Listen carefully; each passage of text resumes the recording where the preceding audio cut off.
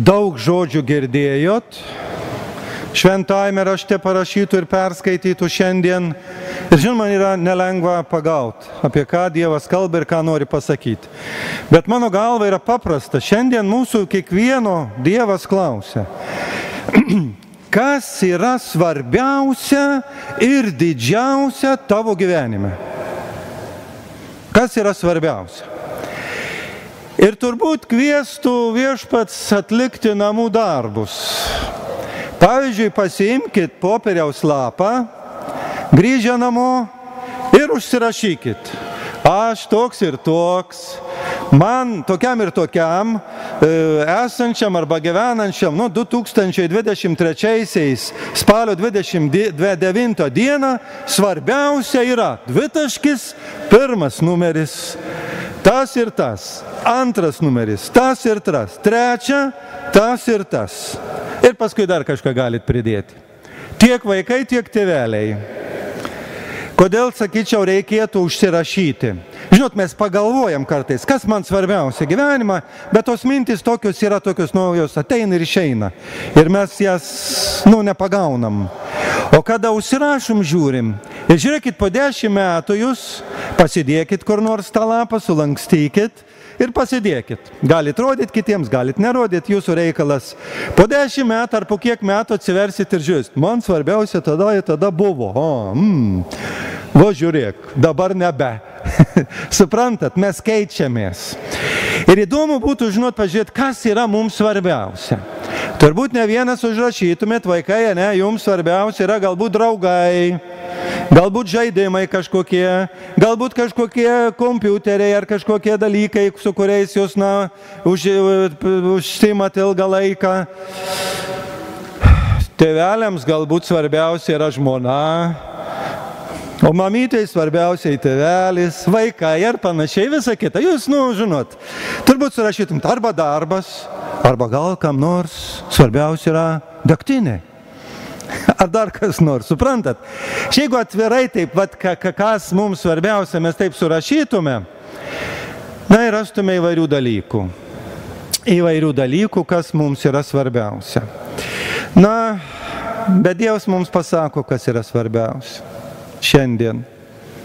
Pasako svarbiausia, kas yra. Sako, girdėjot, kanauninkas Juozas mums perskaitė. Sako, kas, jo klausit. Žinot, sufleruot reikia visada, kad, ką čia reiktų užrašyti, pasakyk, ką čia reiktų. Jeigu mes pamokose būtume, Ir čia Jėzaus tie įstatymo mokytojai klaus, kas svarbiausia įstatymė? Ir jis pasako, mylėk viešpatį savo Dievą visą širdimi, visą sielą, visų protu. Ir mylėk savo artimą kaip save patį. Viskas. Jeigu tai yra, tavo gyvenimas sėkmingas. Tai yra svarbiausi dalykai. Ir kada mes išgirstam, jeigu jau pirmą susirašym, kas mums svarbiausia, ir dabar Jėzus mums pasufleruoja, kad svarbiausia yra mylėti Dievą ir mylėti artimą, galvojam, nieko tokio. Aišku, kad aš taip. Žinoma. O ko čia ne? Myliu ir Dievą, myliu ir artimą. Čia man irgi priimtina. Ir galėčiau irgi parašyti pirmoje vietoje. Be dėmesio. Pavyzdžiui, jeigu jūs, vyrai, užrašėt, man svarbiausia mano žmona, arba moteris užrašėt, man svarbiausia mano vyras, arba mano vaikai ir panašiai. Bet jeigu jūs vyras, pareini namus tik tai 2 kartus į metus, ir dar nevalgo kartu, parein pabūna, pasižiūri viens į kitą ir išein. Ką sakytų vyrai jūsų žmonos? Sakytų, jeigu 2 kartus tik tai pareini namus, tai gali ir eiti. Tai jokia meilė nėra. Jeigu jūs su manim nebūni ir kartu nevalgai ir nebendrauji ir nesikalbi, kaip, arba jūs savo vaikais jums patys svarbiausi ir mylimiausi, o jūs apleidot vaikus, visiškai jais nesirūpinatės. Tai vaikai ką jie darytų? Jie vargšiai būtų didžiausi, suprantat? Jūs būnat kartu, rūpinatės, globojat, viską duodat, padedat, pergyvenat. Jūs gyvenat kartu, jūs mylit savo vaikus vienas kitą ir kartu būnat ir vargai, ir skausmai, ir laimė, ir nelaimiai. Taigi jūs tai įrodot savo buvimu. Bet jeigu jums Dievas svarbiausia, jis į bažnyčią ateina 2 kartus į metus, per Velykas ir per Kalėdas. Nu kaip jūs tą savo meilį rodot? Nu tai tik pasakot, tai tik mes pasakom. Jeigu jūs pavyzdžiui sakot, nu Dievas man svarbiausia, aš nieko prieš, bet nerandat laiko maldai. Praeina diena, nu jūs nesimeldžiat, neturit kada su juo pasikalbėti. Nu ar jums Dievas svarbiausias ir ar jūs mylit? Jeigu su juo neturit laiko pasikalbėti, o dirbat kitus dalykus. Kiti dalykai jums yra svarbiausi, ne Dievas tada. Nors galbūt jūs ir pripažįstat ir sutinkat, kad Dievas būtų ir gerai, kad būtų pirmoje vietoje, bet nieko dėl to nedarot. Taip va toks žmogus kartais yra, jis pasako, bet pasižiūrim ir jis nieko. Tai tada suprantat, mes ir suvokiam patys, kada pasižiūrim, galit užrašyti, pavyzdžiui, jūs, kai kurie vyrai, žmona man ir pati mylimiausia ir svarbiausia, bet degtinė, draugai, dar kas nors būtų geriau, aš ten pastovėjau, arba darbas, ir aš pastoviai turiu dirbti neturiu laiko. Nu tai užrašyt, bet palaukit, tai reikia būti ir mylėti žmoną, ir būti kartu su ja ir visa kita, patys tai žinot. Tai va, tai mes kartais tai padarom, bet krypstam kitur. Nu toks ir žmogus. Ir dėl to Dievas klausė, kad mes susigaudytume. Arba va štai jūs ateinat ir tėveliai ateinat, ačiū, jūs atlydit savo vaikus, būnat mišiuose dar kol kas labai gausiai, bet neinat nei išpažinties, nei komunijos. Neinat prie Dievo stalo, nevalgot. Nedalyvaujat po toj pilnai. Kaip sakau, pareina į namus 2 kartus ir nevalgo, prie stalo nesėdi. Nu kokia ta meilė, kokia ta bendrystė. Tai va reikia, jeigu man Dievas yra svarbiausia, jeigu aš jį myliu, tai aišku, aš dėl jo kažką ir darau. Ką darau? Tai aišku, kiekvienas iš mūsų ir turim pamastyti, ką mes darom dėl Dievo. Ir žiūrėkit, aišku, čia galėtume išsiplėsti įvairias diskusijas, sakytume, ir kas iš to, kad Dievą aš mylėsiu, su juo bendrausiu, bažnyčią lankysiu, ir daug žmonių yra, kurie nelanko.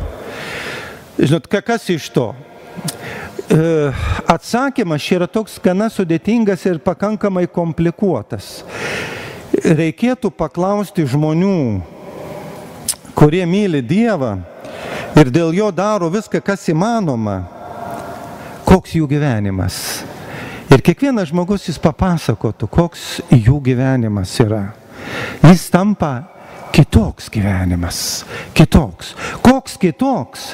Irgi plačios kalbos ir didelis būtų. Bet jis kitoks. Bet suprantat, kad apibrėžti nėra lengva. Dėl to, kad jeigu tu būtum gyvenęs be Dievo, tau gyvenimas būtų buvęs dar kitoks. Bet tu to nežinai, koks būtų buvęs. Suprantat? Filosofiniai dalykai. Bet jeigu esi su juo yra toks, ir jis yra pilnas visko. Ir pabaigai, mes suprantat, mes esam žmonės trapus. Ta prasme, kad įvairios situacijos mus gali sugniuždyti. Laikas yra tolygus chaosui. Mes nežinome, kas bus po kažkiek metų. Nežinom, ne vienas. Ir mes galim sužlugti. Galim būti, prislėgti, dar kas nors gali atsitikti. Gali ir neatsitikti, nežinom. Tai Dievas yra tas garantas, kad man ateityje, kurios nenumatau ir nežinau kokia bus išgelbėjimas. Padės įveikti mano trapumą arba silpnumą. Padės. Pačiam reikės kovoti, bet padės. Turėsiu kažkokias garantijas, pagrindas, stiprybė. Nes tikėjimas yra kas? Stiprus pagrindas, tvirtas pagrindas, ant kurio tu atsiremi. Nes be jo yra pelkė. Nes nežinot, kada eini į pelkę, galbūt esat buvę, gal ne. Man vaikystėje teko būti, eini ir sviruoja viskas. Ir tu gali greitai nugrimsti. Toks kartais yra žmogaus gyvenimas, ypatingai jaunų žmonių gyvenimas. Nėra tvirto pagrindo ir tu nežinai, koks kitas žingsnis, kaip tau atsitiks. Tikėjimas yra tvirtas pagrindas. Tai kada mes mylim Dievą, mes gaunam šitą tvirtą pagrindą, nors ateities ne vienas vis dėlto nežinom, koks tas kelias bus. Bet pagrindas yra tvirtas. Ir dėl to Dievas šiandien kviečia kiekvieną pamastyti, kas tau yra svarbiausia, užsirašyti ir pažiūrėti per laiką, kaip mes keičiamės. O jeigu Dievą įrašom, kad Dievas yra man pirmoji vietoje ir svarbiausia ir aš jį myliu, ką dėl jo darau? Ką dėl jo darau? Jeigu parašytume, ką dėl jo darau, kiek darau. Ir pamatytume, kad galbūt tai tik tai žodžiai ir aišku, tai mus priverčia keistis ir be abejonės kažką savo gyvenime daryti geriau. Amen.